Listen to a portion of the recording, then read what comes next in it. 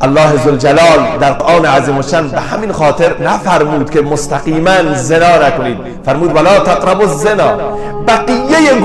بقیه معاصی و گناهان رو خدای متعال می‌فرماید که لا تاکلوا الربا، ربا نخورید، خمر و شراب ننوشید، بقیه معاصی و گناهان رو انجام ندید. اما در مورد زنا میگه ولا تقربوا الزنا، شما به زنا نزدیک نشید. یعنی دواعی و اسباب و عواملی که انسان رو به گناه و زنا میکشد به اونها نزدیک نشید، که یکی از اونها نظر هست.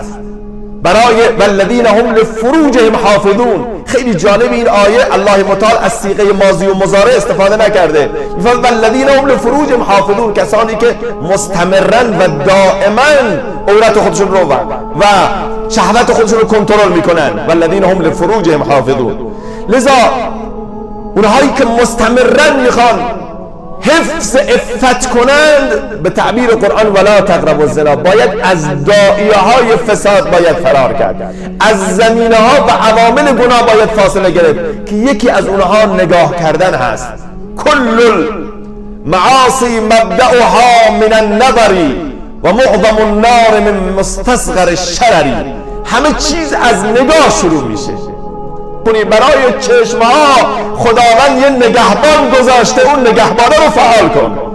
این دوتا پلک رو خدای متعال برای چی گذاشته؟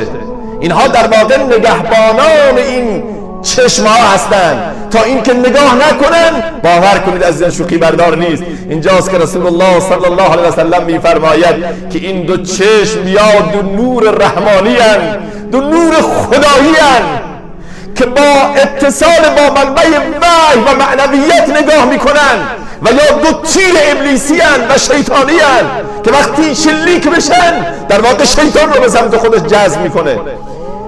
اینجاست که الله ذوالجلال نمیفرماید خنجر بردار و بکن چشما رو کور کن، میگه قل ای پیغمبر بگو للمؤمنین. چقدر لطیف حرف میزنه، چقدر قشنگ صحبت میکنه، چقدر عاطفه جوونا رو در نظر میگیره.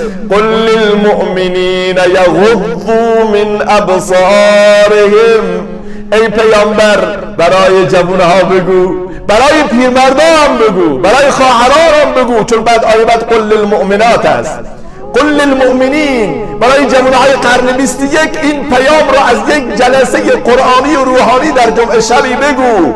یغضوا من ابصارهم، چشماشون رو فرو بگذارن، فرو ببندن، و یحفظوا فروجهم، تا به این که به عفت برسن.